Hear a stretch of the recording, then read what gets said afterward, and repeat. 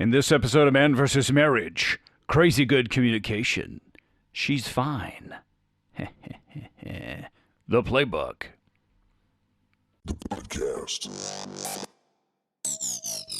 How good do you want your life to be? It's truly about becoming the best version of yourself that's possible. This is Man vs. Marriage. The podcast. And welcome back to another episode of Man vs. Marriage. Quincy Moran, Jeannie Moran in the studio. We ready to rock this Playbook episode so you know what kind of action to take and running in plays on the field, brother. Honey, what's that? No. Come on, you liked that commercial back in the day. Who's it? Hi. You sissy. Okay, so here we're going to get to this thing on this Playbook episode. Here is what we've covered. We covered the journey, which was a situation with Jeannie and this COVID deal going on that had to do with food, canceling a 9-day vacation, a Chris Stapleton concert, a Lauren Daigle concert, and hockey game! a Kings and Predators hockey game in Nashville, Tennessee. In an arena I've never been to. All right, we'll get there, honey. And me going to see my dad and my family over in Alabama. And just 9 days away for us time. And then it comes time for groceries, and here we are, and people have panic purchased. And Sam's Club, you dirty dogs, has let us down again. And don't even get me started. We spend over $10,000 a year, Sam's Club. How in the hell Quincy can you Wayne. not get it right? Keep moving. Keep moving. Ooh, that fires me up. And then, me, in the game plan episode, Jeannie put me on the spot. If you didn't listen to that episode, go back and check it out. She put me on the spot to ask what some of her signs are. How did that help, though? Being able to talk out what you see and what you think and then realizing what I'm catching of what you're doing. Did it help? Putting me on the spot scares me to death. Usually, now you know how I feel when Coach Rita's in the room. Of course. And the reason it scares me to death is because I'm always I want to always have the right answer and to say the perfect word. But hey, that's garbage because that's not real life. Anyway, I thought it was very insightful. And I wonder if you guys wrote those questions down and took them to your wife, or looked at your relationship and took them to your wife, because you've got to know, in order to help her when she's, quote, fine, it's important for us as guys to know, what the heck does this woman need? You know, men are from Mars and women are from Venus, or whatever that book is.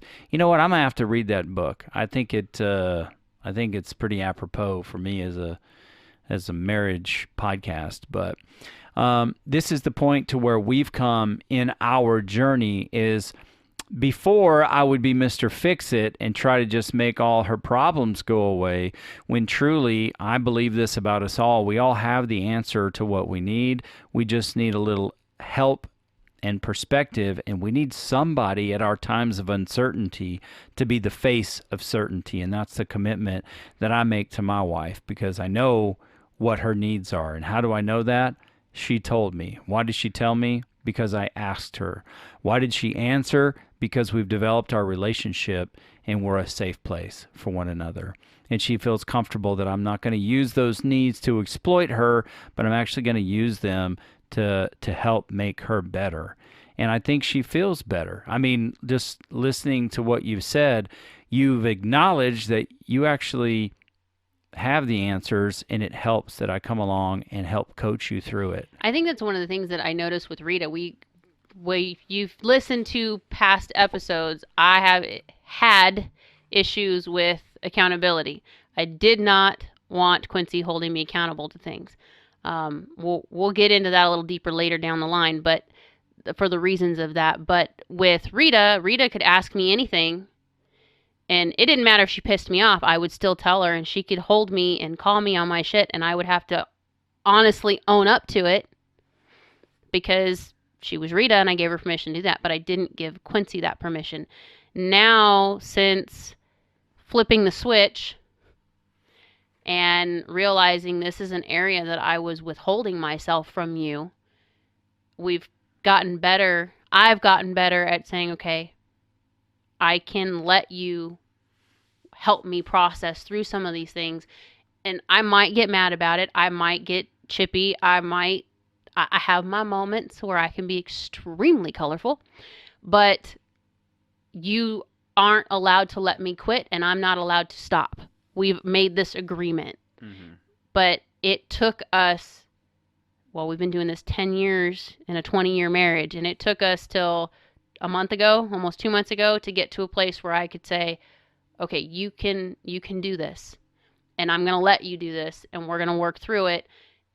And it's going to be ugly and messy and dirty and crappy sometimes, but we've agreed to clean it up. I can't clean it by myself sometimes. I can't see my own stuff sometimes. Right. So with that being said, the playbook episode here is to help you draw up some plays to, and I use these analogies because I'm a sports guy, and thank God my wife is a full-time sports girl now, and she's never been hotter.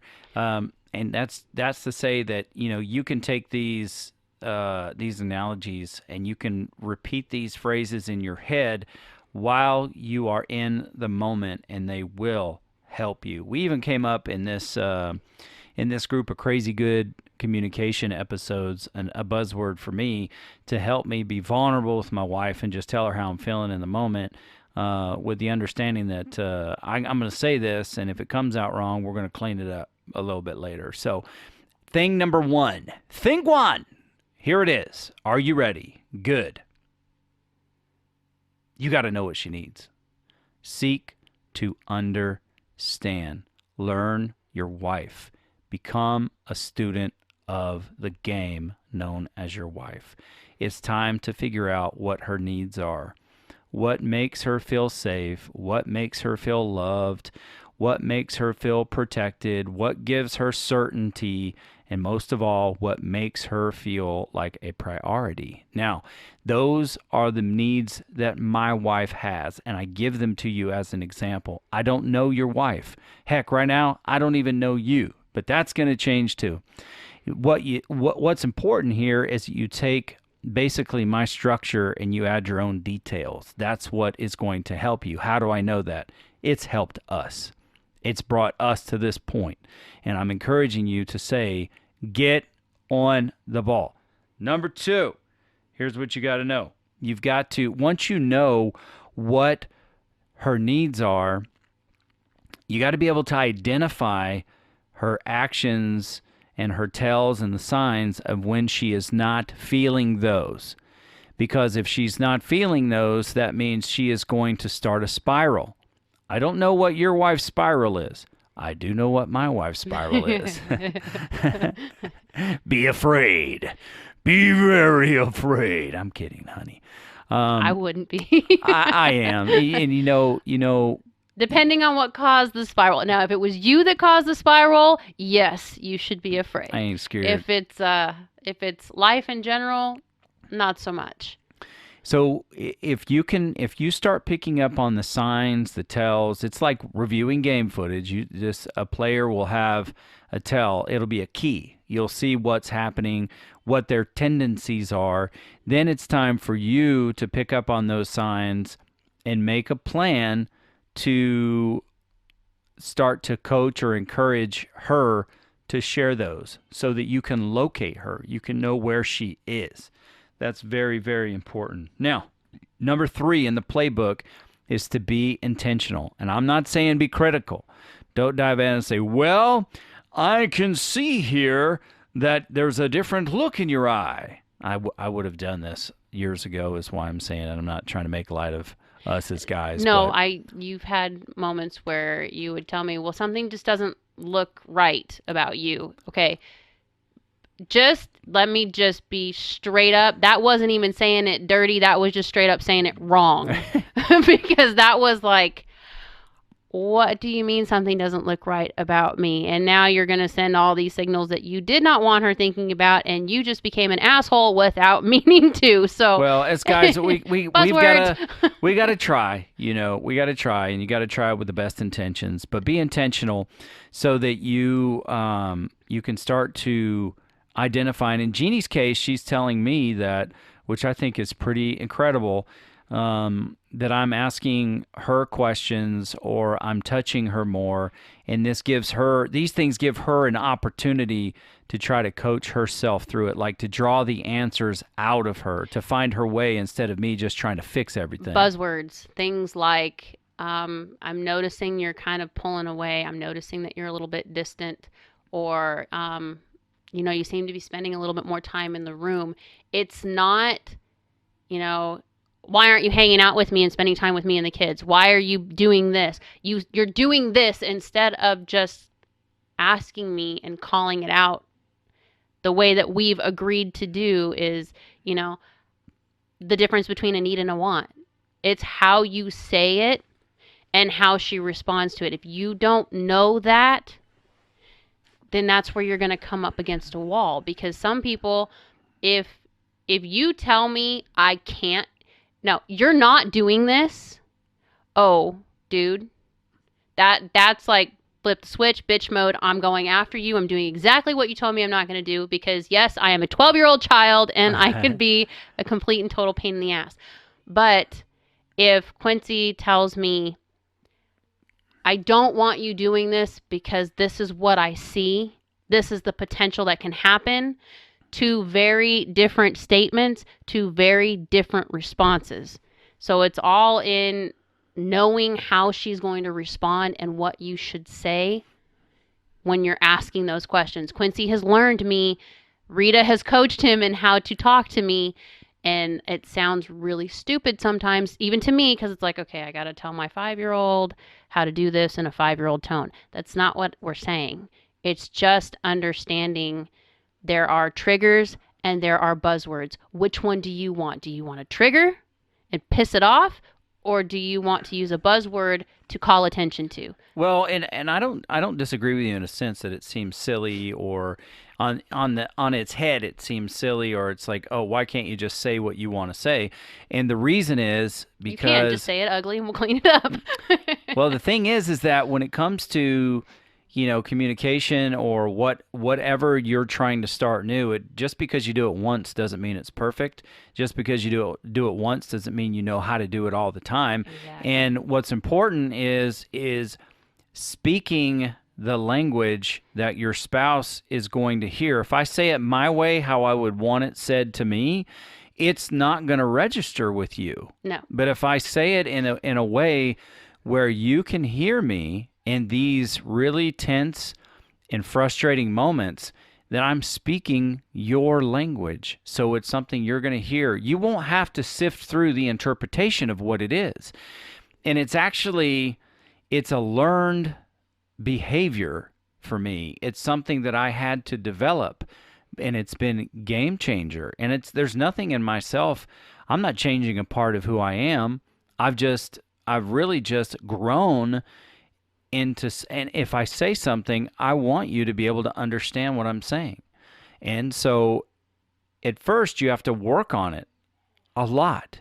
It's like anything. You have to, the goal is like, you don't want to work on it until you get it right. You want to work on it until you can't get it wrong. And that's, one of those Nick Saban type mentalities. Just continue to improve. And after a while, you will have enhanced your ability to be able to speak to your spouse in the language that they understand, because you're not the same people. We didn't grow up in the same house. We don't have the same family background. Things are different, and you're very impressionable when you're young. So that's why it's important. So identifying these areas that we're talking about is going to be freaking game changer status for you, because now you will be able to help talk her off the ledge instead of her taking a dive into whatever spiral is in front of her. And I think it's important, I don't know what it is about being a guy. I think it's important for me as a guy. Maybe that it's because I never really saw my dad panic. But whatever it is, I want to be the face in the presence of certainty no matter where I am. It's important for me to do that at work. It's important for me to do that at home. And, no matter where I am, I want to be that presence of certainty. And that's the opportunity that you have there. Even if you're in panic mode on the inside, these are things that we can learn and grow and start to perfect. It's something that will add to you as a man. And being intentional about your wife and meeting her needs on purpose will be great for your relationship. So that's my encouragement to you. This is the playbook. This is where you go and you develop your plan. Give us your feedback. Let us know what your successes are. Even better, if you screw it up, let me know, dude. Tell me. I want to hear it. I put all my screw-ups out here, or at least most of them, so that you can hear it. And I want to make sure that we are here to support you. I've never claimed to be a clinical psychologist of relationship. I'm just an average dude that is trying to be above average in my marriage, and I'm doing it on purpose. And that's why you're here, because you want to get better at life, at yourself, at your marriage. You want to be intentional, right? Word up, homie. Thanks for listening. You ain't nothing but a stud. If you're near a mirror, you better look at that mirror and tell yourself you a big stud, son. Why? Because you listen to Man versus Marriage, the podcast. Right, honey? That's right. Thank you for answering. You didn't answer. I answered for myself. Anyway, guys, until next time, the Cube Dog and Jeannie right here, Moran Family World Headquarters. This is Man versus Marriage, the podcast. The podcast. How good do you want your life to be? You gotta live on purpose, for a purpose. It's truly about becoming the best version of yourself that's possible. This is Man vs. Marriage, the podcast.